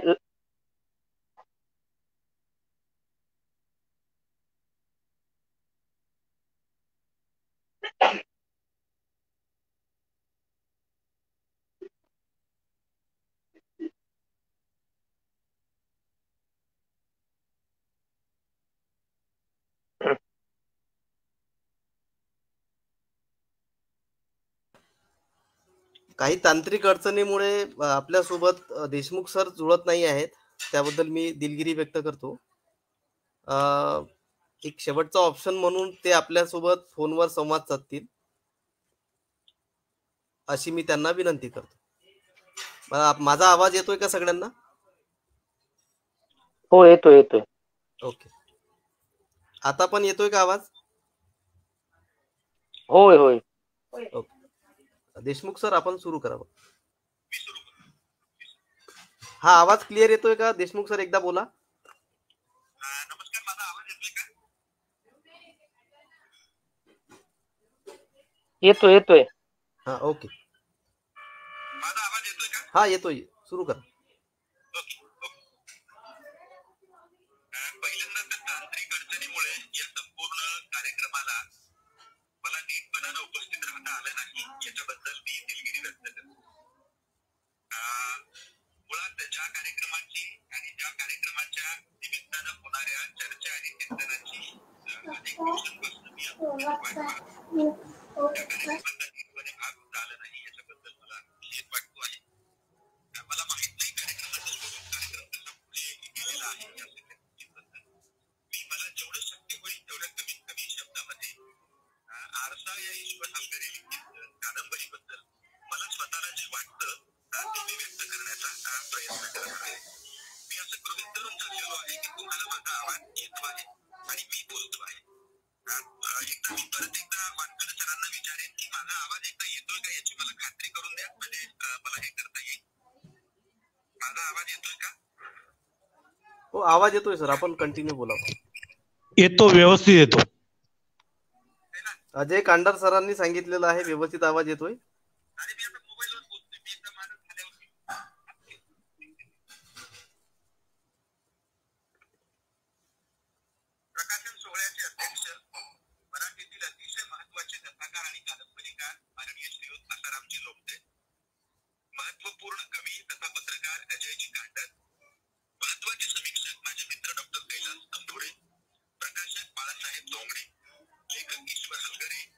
सुद्धा या दूरदृश्य प्रणालीद्वारे जोडले गेलेले आपण या कार्यक्रमाची प्रसिद्धी करत असताना आणि इव्हन अगदी माझा परिचय जो आहे त्या परिचयामध्ये सुद्धा कवी आणि समीक्षक या पद्धतीचा परिचय जोडला गेलेला आहे.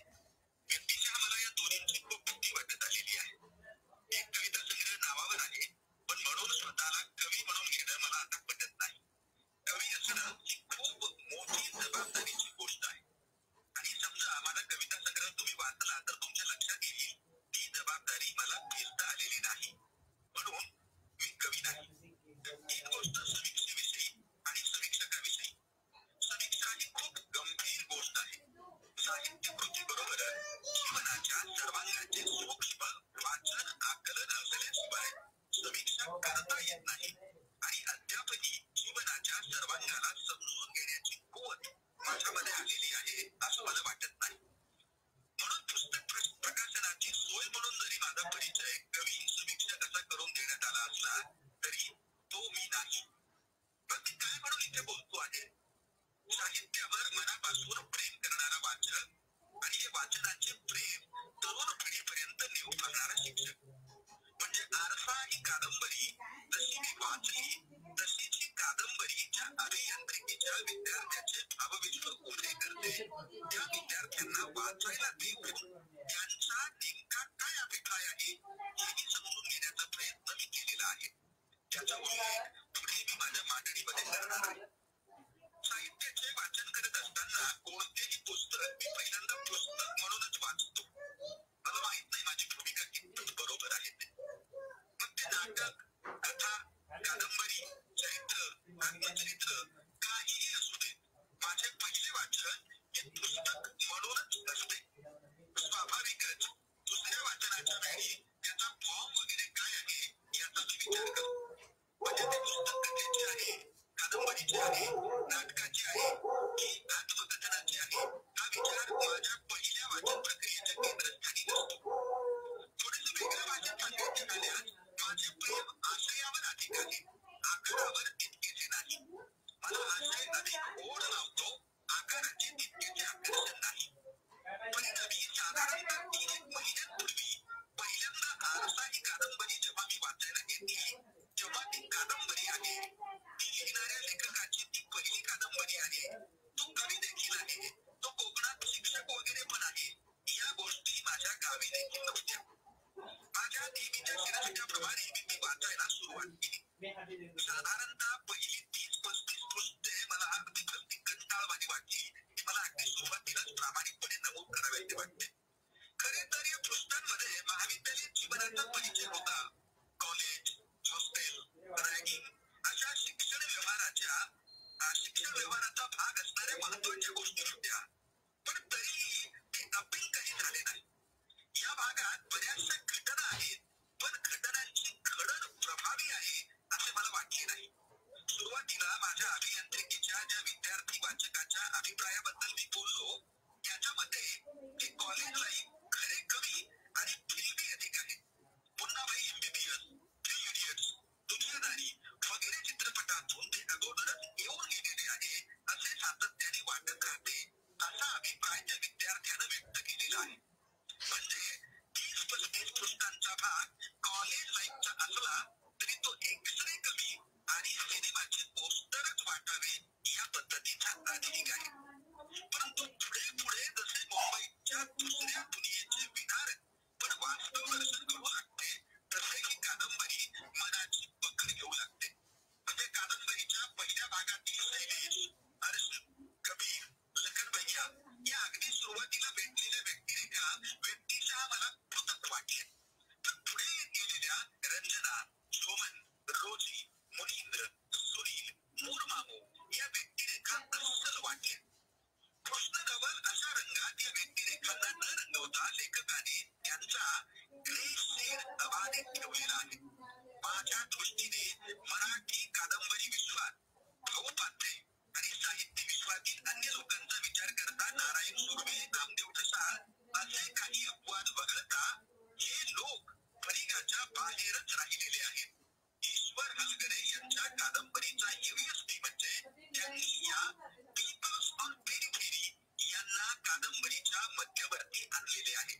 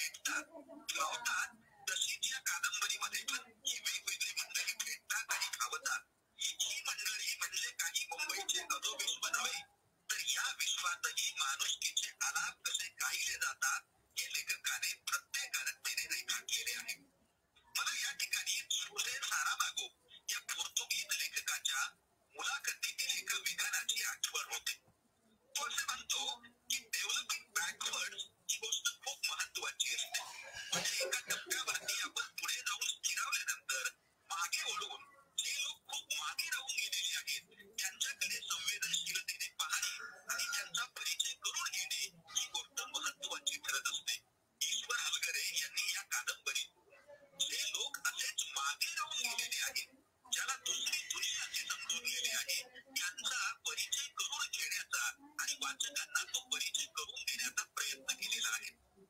कादंबरीची जी अंग मानली जातात त्यामध्ये लेखकाचा दृष्टिकोन हा मला खूप महत्वाचा वाटत आलेला आहे. लेखकाचं व्हॅल्यू जजमेंट काय आहे, लेखकाचा मूल्यविवेक काय आहे. म्हणजे आरसा या कादंबरीमध्ये जे नाईट लाईफचं चित्रण आलेलं आहे ते चित्रण करत असताना लेखकाचा दृष्टिकोन जे काही नाईट लाईफ आहे जसं की आपल्याला अनेक हिंदी चित्रपटांमध्ये पाहायला मिळतं, ज्या पद्धतीनं चित्रपटामध्ये आलेलं त्याचं चित्रण जे आहे ते काहीसं कमरेखाली सरकत जातं. असा काही विचार लेखकाच्या मनात आहे का, असा काही दृष्टिकोन लेखकाचा आहे का, तर मला तसा दृष्टिकोन असलेला दिसत नाही. लेखकाचा मूल्यविवेक विशेषत्वाने रंजना हे जे पात्र आहे या पात्राचं मराठवाड्यातून मुंबईला गेल्यानंतर तिच्या आयुष्याची जी शोकांतिका होते ती शोकांतिका लेखकानं ज्या प्रत्येक कादंबरीनं रेखाटलेलं आहे त्याच्यावरून या लेखकाचा मूल्यविवेक पहिली कादंबरी असताना सुद्धा किती उन्नत आहे हे आपल्याला लक्षात घ्यायला लागतं. मी जसं आशयाबद्दल बोललो त्याच पद्धतीनं या कादंबरीची जी भाषाशैली आहे ती भाषाशैली सुद्धा मला एक वेगळी आणि विशेष वाटलेली आहे. म्हणजे या कादंबरीमध्ये नाईट लाईफचं चित्रण करत असताना हिंदी, इंग्रजी, मराठी या पद्धतीचे संवाद हे सर्रास आलेले आहेत. पण इतर एक गोष्ट मला प्रामुख्याने नमूद करावीशी वाटते की ही जी भाषा आहे ही भाषा वापरली जात असताना बऱ्याचदा जी भाषेची घडण आहे ती भाषेची घडण अधिक प्रभावी असायला पाहिजे होती असं वाटत राहतं. म्हणजे भाषेच्या अंगानं या कादंबरीवरती अधिक काम, अधिक मेहनत व्हायला पाहिजे, मेहनत घ्यायला पाहिजे होती असं काहीसं मला वाटतं. मी माझ्या या मांडणीच्या शेवटच्या टप्प्याकडे येतो. या कादंबरीचा विचार करत असताना मराठी साहित्य विश्वाने सर्वसाधारणपणे जे एकंदरीत विश्व आपल्या कादंबरी सारखा दीर्घ अवकाश व्यापणारा जो साहित्य प्रकार आहे त्या साहित्य प्रकारानं पहिल्यांदा रिकमेंड घ्यायला पाहिजे. जसं भारतामधल्या अन्य भाषांमध्ये आपल्याला हे दिसतं. मला आठवतो हमोदा सोबेंद्र शेखर त्याची आदिवासी नैनाची आदिवासी डान्स नावाची जी कादंबरी आहे त्या कादंबरीमध्ये आजपर्यंत संथाली भाषेमध्ये न आलेलं आदिवासीचं चित्रण तो आपल्या साहित्य कृतीमधून आणण्याचा प्रयत्न करतो. मराठीमध्ये असे कितीतरी प्रांत दुर्लक्षित राहिलेले आहेत. त्या दुर्लक्षित राहिलेल्या प्रांतांना म्हणजे पीपल्स ऑफ पेरिफेरी राहिलेले जे लोक आहेत त्या लोकांना मुख्य प्रवाहात आणण्यासाठी अशा पद्धतीच्या अनेक कादंबऱ्या लिहिल्या जाण्याची आवश्यकता आहे असं मला वाटायला लागतं. मी सुरुवातीलाच नमूद केल्याप्रमाणे मी कादंबरीचा समीक्षक किंवा कादंबरीचा अभ्यासक नाही. म्हणून एका नव्या कादंबरीकारानं लिहिलेली पहिली साहित्य कृती अभ्यासत असताना मला काय वाटलं, म्हणजे आरसा ही कादंबरी मला प्रचंड आवडली का, याचं उत्तर नाही असं आहे. ही कादंबरी मला प्रचंड आवडली नाही. पण ही कादंबरी मला अजिबातच आवडली नाही का, याचंही उत्तर नाही असं आहे. ही कादंबरी मला अजिबातच आवडली नाही असं नाही. मराठी समीक्षा सातत्याने हा आणि अरे रे या दोन टोकांमध्ये झुलत राहिलेली आहे. एक तर उत्तम आहे म्हणायचं आणि आहा म्हणून त्याचा गौरव करायचा, किंवा एक तर ही जुळली नाही, जमली नाही म्हणायचं आणि अरे रे म्हणून त्याच्याबद्दल खंताने खेद व्यक्त करायचा. मला वाटतं या दोन्ही टोकांच्या मध्ये जी मोठी जागा आहे या मोठ्या जागेवरती ही कादंबरी स्वतःचं स्थान स्थापित करण्याचा प्रयत्न करते आहे.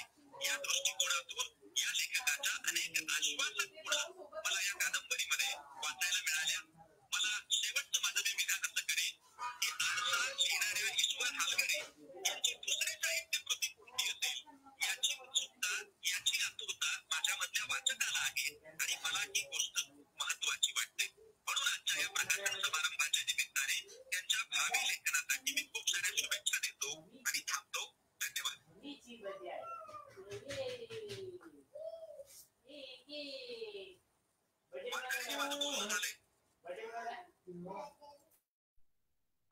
धन्यवाद सर. तांत्रिक अडचणीमुळे सर आपल्याला व्हिडिओ भेटले नाहीत, परंतु त्यांच्या फोनवरून आपल्याला कादंबरीवरील भाष्य कळालं. निश्चितच एक छान प्रयत्न हलगरे सरांनी या आरसा कादंबरीच्या माध्यमातून केलेला आहे. आज आपण ज्यांचं अध्यक्षीय भाषण ऐकण्यासाठी आतुर झालेले आहोत ते माननीय आसाराम लोमटे सर या ठिकाणी आहेत. आपल्याला सरांची अल्पसा परिचय मी या ठिकाणी करून देत आहे. माननीय आसाराम लोमटे सर हे स्वतःचा वाचक निर्माण करणारे आजचे आघाडीचे कथा आणि कादंबरीकार आहेत. मराठवाड्यातील परभणी जिल्ह्यातील वास्तव्य आणि लहानपणापासून अनुभवलेले खेड्यातील जीवन यामुळे शेतकरी आणि खेड्यातील एकूणच अभावस्थ जगणं हा त्यांच्या लेखनाचा लेखनबिंदू राहिलेला आहे. आसाराम लोमटे यांचे आलोक, इडापिडा टळो आणि धुलपेर हे 3 कथासंग्रह असून आलोक या कथासंग्रहाला 2016 साली भारत सरकारचा अत्यंत प्रतिष्ठेचा असलेला साहित्य अकादमी पुरस्कार प्राप्त झालेला आहे. त्याचबरोबर त्यांना महाराष्ट्र फाउंडेशन, भैरूरतन दमानी, पद्मश्री विखे पाटील, सह्याद्री, नवरत्न व महाराष्ट्र साहित्य परिषदेचा गल ठोकर व भीगर राहिमारे यांसह महाराष्ट्रातील अनेक प्रतिष्ठित पुरस्कार त्यांना प्राप्त झालेले आहेत. इडापिडा टळो या संग्रहातील बेदमान या कथेवर सरपंच भगीरथ हा चित्रपट निघालेला आहे. या अर्थाने ते चित्रपट लेखकही आहेत.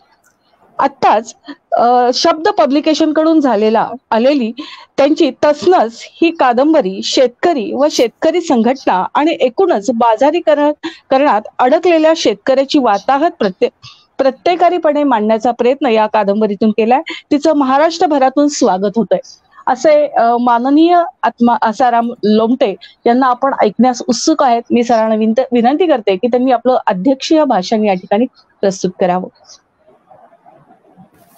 सर्वांना नमस्कार. ईश्वर हलगरे यांच्या आरसा या कादंबरीचं प्रकाशन ज्यांच्या हस्ते झालं ते प्रसिद्ध कवी अजय कांडर, ज्यांनी या कादंबरीवर अतिशय साक्षेपी अशा प्रकारचं विवेचन केलं ते माझे मित्र कैलास अंबुरे, विश्वाधार देशमुख, ज्यांनी ही कादंबरी प्रकाशित केली ते प्रकाशक मित्र बाळासाहेब भोंगडे आणि कादंबरीकार ईश्वर हलगरे.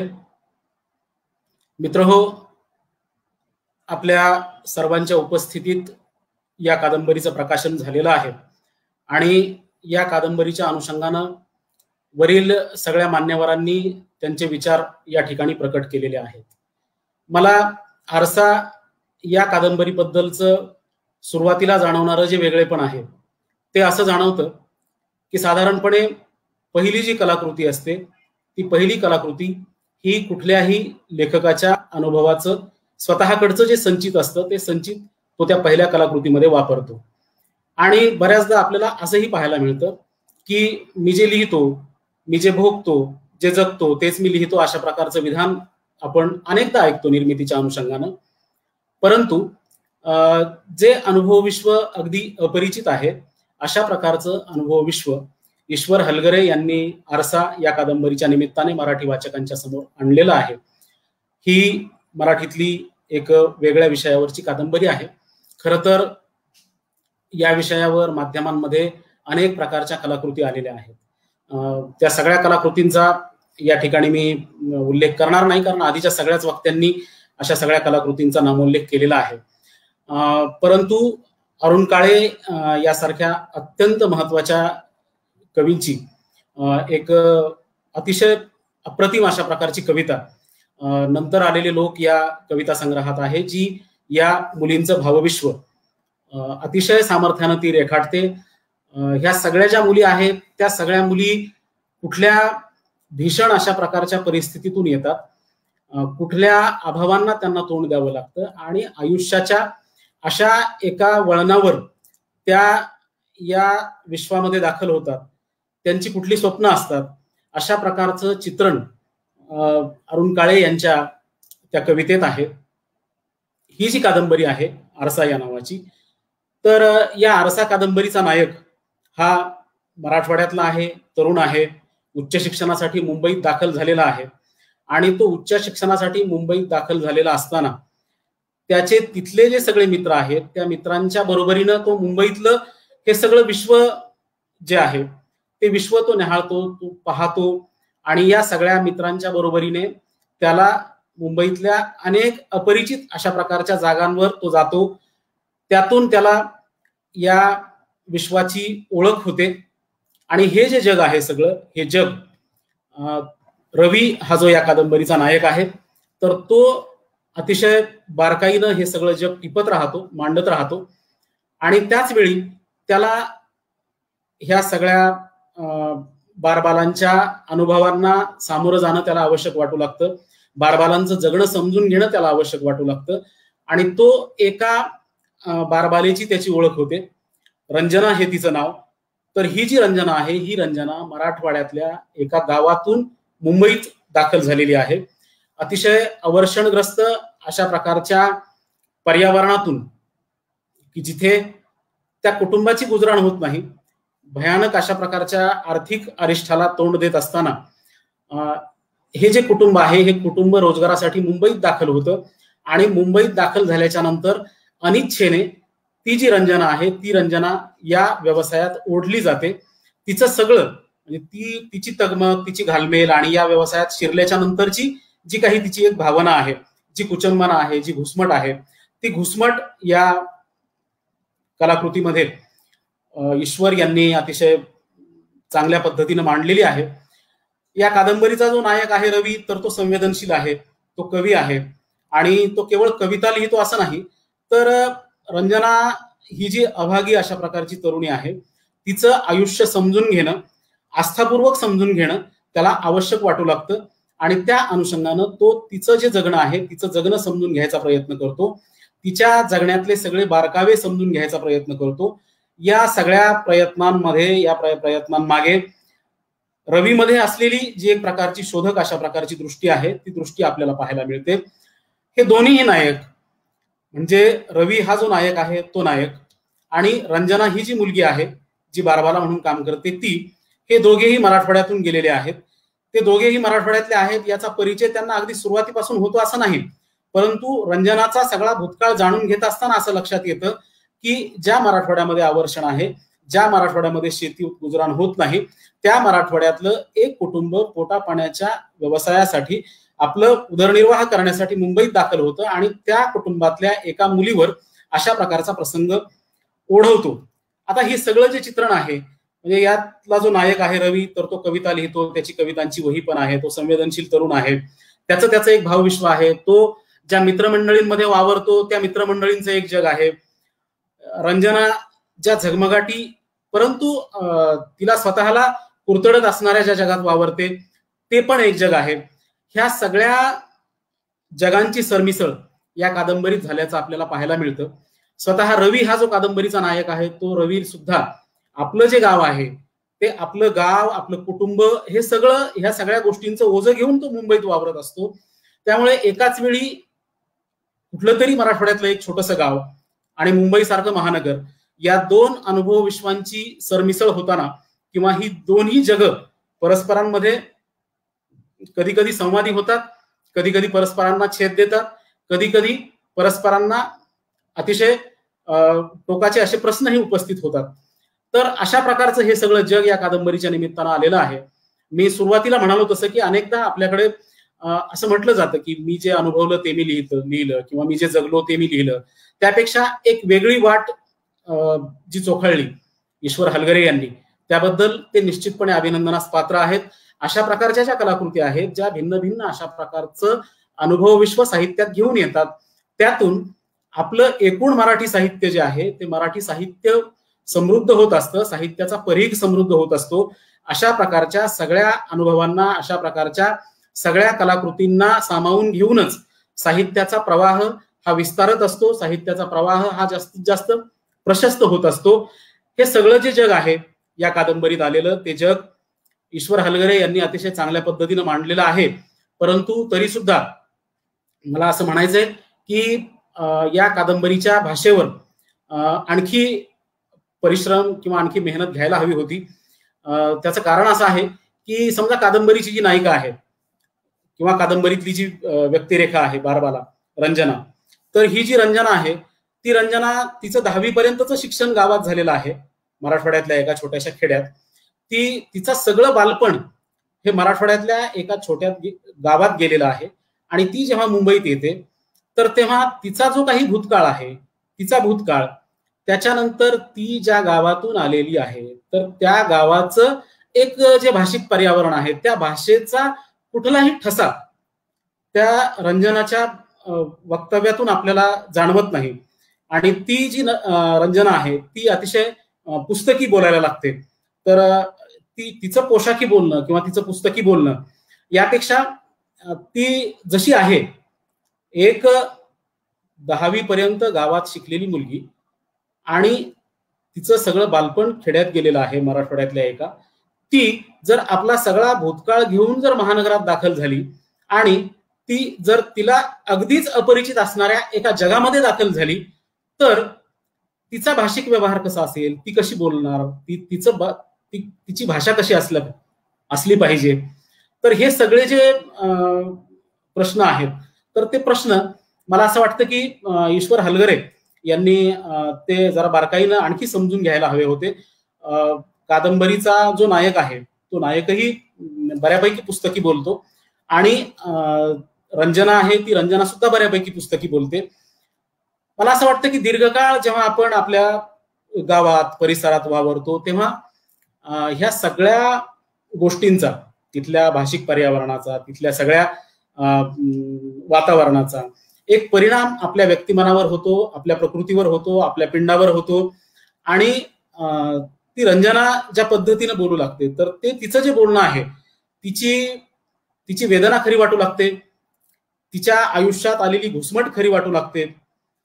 त्याचबरोबर रवीला तिचं जे काही जगणं समजून घ्यायचंय त्या जगणं समजून घेण्यातली तळमळ खरी वाटू लागते. परंतु रंजनाची जी भाषा आहे ती भाषा जर पुस्तकी नसती पुरेशी आणि ती जर तिच्या गावातून आलेली आहे, त्या गावातल्या भाषेचा लहेजा जर तिच्या बोलीत उमटला असता, तर मला असं वाटतं की ती व्यक्तिरेखा आणखी प्रभावी ठरली असती, आणखी जिवंत ठरली असती. तरी सुद्धा एका अतिशय वेगळ्या आणि अपरिचित अशा प्रकारच्या जगाचं दर्शन ईश्वर हलगरे यांनी या कादंबरीच्या निमित्ताने घडवलं. त्याबद्दल मी त्यांचं अतिशय मनापासून अभिनंदन करतो.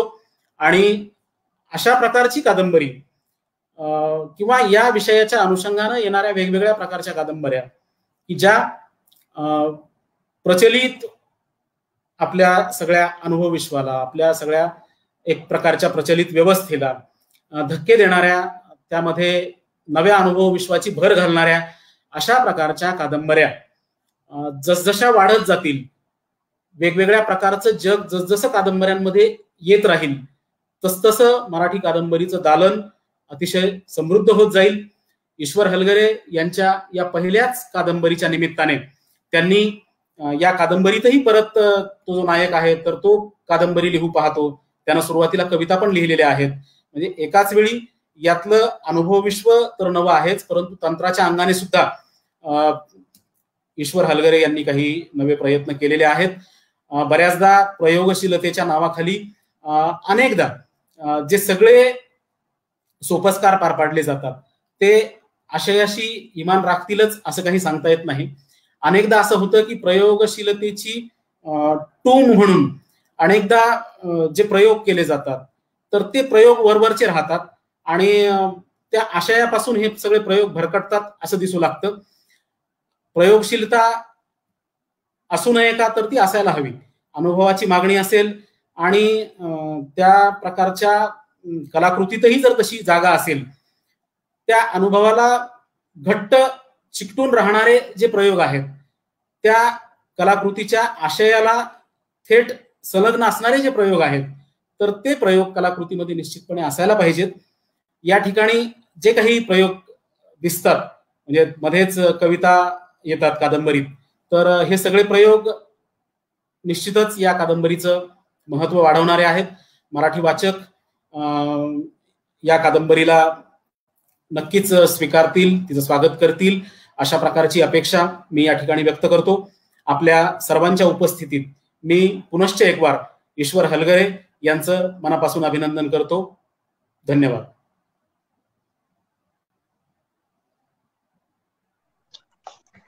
धन्यवाद सर.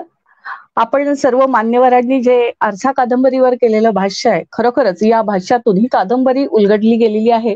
अनेक गोष्टी वाचकांना प्रेरणा देत आहेत, वाचण्यासाठी उत्सुकता निर्माण करणारे आहेत. धन्यवाद सर. आता कार्यक्रमाच्या शेवटाकडे आपण येत आहोत. या कार्यक्रम साधारण आपण 1 तास 21 मिनिटं हा कार्यक्रमला चालू आहे आणि शेवटच्या समारोपाकडे आपण आलेलो आहे.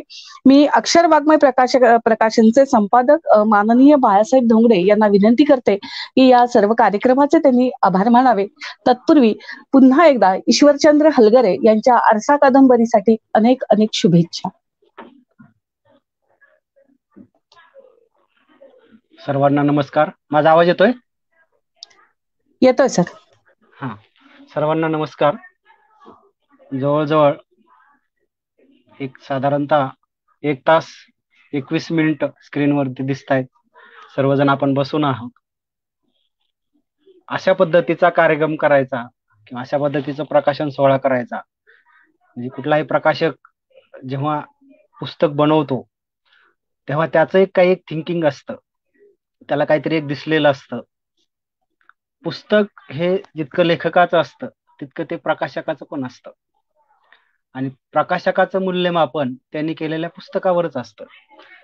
आता मी जवळजवळ सगळ्यांचं ऐकत आहे आणि या दृष्टीने माझ्या कामाचं पण मूल्यमापन झालेलं आहे आणि अत्यंत माझं असं निरीक्षण आहे, गेले 15 म्हणजे वयाच्या 22व्या वर्षापासून मी प्रकाशन लाईन मध्ये आहे. माझं असं निरीक्षण आहे की बहुजन लेखक अधिक घाईत असतो पुस्तक करण्यासाठी. त्याला आपलं पुस्तक फार लवकर यावं असं वाटत असतं किंवा आपण लेखक आहोत, आपल्याला लेखक म्हणावं याची एक फार घाई असते आणि अधिक घाई झाली की मग काय होतं तर ते पुस्तक आल्याच्या नंतर सातत्याने ते उघडं पडत जातं. त्यामुळे आपण कुठलीही कृती करताना सुशील दसकटी स्टाईल जर वापरली तर आपण उघडं पडत नाही. या क्षणाला म्हणजे मी कार्यक्रम सुरू होण्या अगोदर 10 मिनिटं मी ईश्वरला फोन केला होता की मी कार्यक्रमाला जॉईन होऊ शकत नाही कारण मला 1.5 तास बसावं लागेल आणि या सिच्युएशनला आत्ता एक अशी गोष्ट सुरू आहे माझ्याकडे की मी 1.5 तास बसून तो सगळा कार्यक्रम तुमचा अटेंड केलाय. महाराष्ट्रातले अत्यंत नामवंत लेखक, वेगवेगळ्या क्षेत्रात कार्य करत असलेले, नाव कमवलेले अनेक जण इथे येणार आहेत म्हणून मी बसतो म्हणून मी बसलेलो आहे आणि मी हात असा ज्या हाताला माझा मोडलेला आहे तो हात मी असा धरून बोलत होतो. नंतर असं लक्षात आलं की ते सुचलं सुद्धा नाही मला की मी हात धरून ते सगळं ऐकत होतो. पण नंतर म्हणलं पाठीमागून काहीतरी लावून तर मी पाठीमागून पुस्तक लावून तो मोबाईल तसाच ठेवला.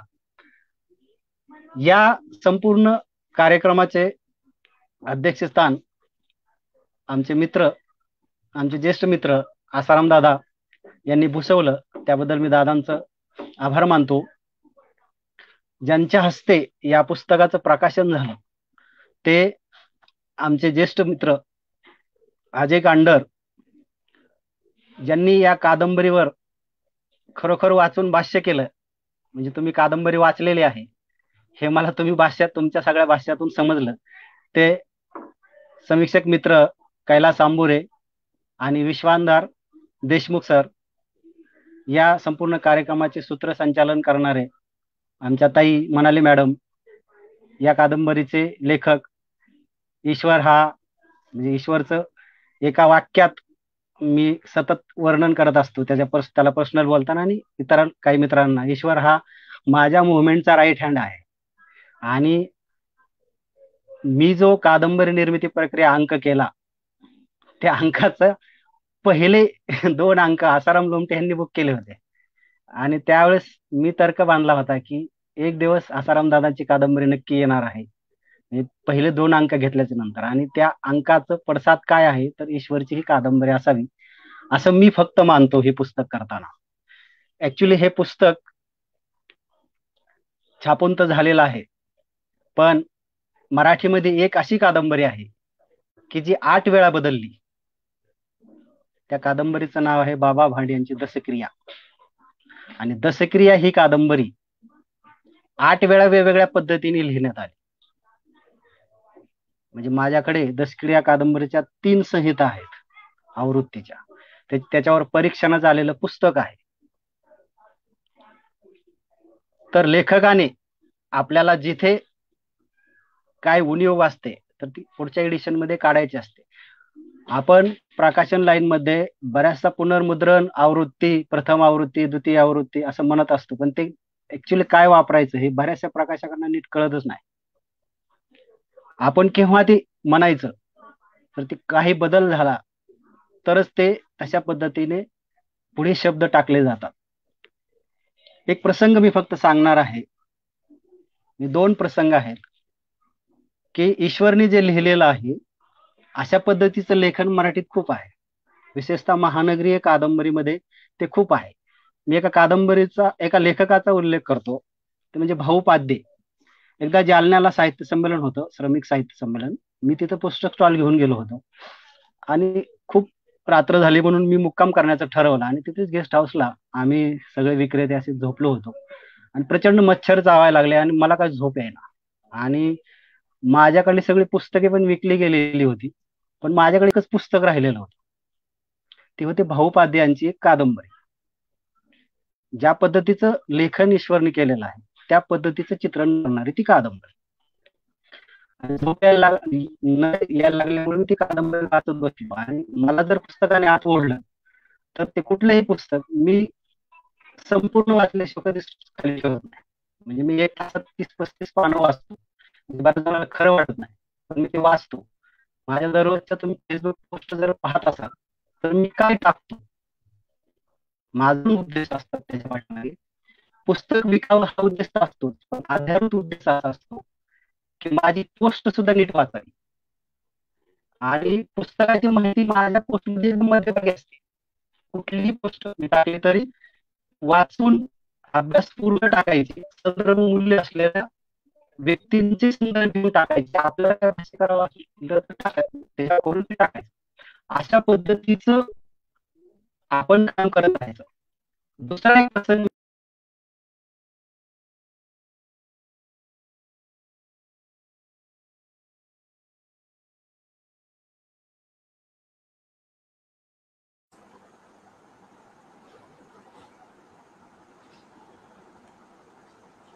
डिस्कनेक्ट झाले बहुतेक.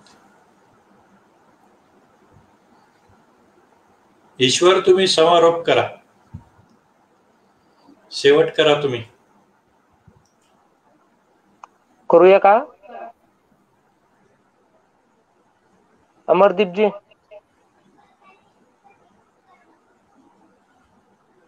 डिस्कनेक्ट झाले वाटतं.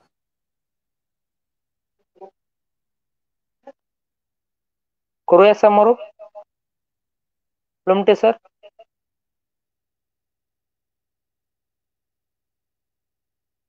अध्यक्षांच्या परवानगीने करूया ना. समारोप करायचा का?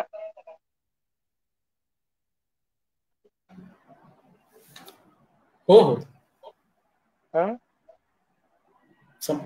सर्वांना धन्यवाद. आज या ठिकाणी जवळपास कंप्लीट 1.5 तास झालेला आहे, 1 तास 30 मिनिटे, आणि अपेक्षेप्रमाणे आपल्याला कार्यक्रमाची जी लांबी आहे ती थांबवता आलेली आहे. आज माझ्या कादंबरीच्या निमित्तानं एवढे दिग्गज मंडळी या ठिकाणी आलेली आहे. हे खरोखरच माझ्यासाठी भाग्याची गोष्ट आहे, आनंदाची गोष्ट आहे. आज या ठिकाणी जे कादंबरीच्या अनुषंगानं वेगवेगळे मुद्दे समोर आलेले आहेत, त्या मुद्द्यांचा एक लेखक म्हणून विचार करण्याची, गांभीर्याने विचार करण्याची माझी जबाबदारी आहे आणि ती निश्चितपणे मला जबाबदारी टाळता येणार नाही. त्याचा मी निश्चितच विचार करेन. आपल्या सर्वांची जी कौतुकाची थाप माझ्या पाठीवर पडलेली आहे ती निश्चितच मला प्रेरणा देणारी आहे. आज या कार्यक्रमाचे अध्यक्ष आलेले आहेत आसाराम लोमटे सर यांचं, अजय कांडर सरांचं, अंबुरे सरांचं, विश्वधार देशमुख सरांचं, या सर्वांनी माझ्या प्रेमासाठी म्हणा किंवा मराठी साहित्याबद्दलचे एक आस्था म्हणून म्हणा येथे येण्याचं मान्य केलं, त्या सर्वांचा आभार मानतो. मनाली मॅडमचे आभार मानतो, बाळासाहेबांचे, दादांचे, आपण सर्वांनी जो कार्यक्रम पाहिलेला आहे त्यांचं पण आभार मानतो. आणि विशेषतः मराठी साहित्य वार्ताचे जे अमरदीप वानखेडे आहेत त्यांनी हा सर्व कार्यक्रम आस्थेनं आयोजित केला आणि पार पाडण्यासाठी एक महत्वाची भूमिका बजावली. त्यांचेही मी आभार मानतो आणि हा कार्यक्रम इथे संपला असं जाहीर करतो. सर्वांना धन्यवाद.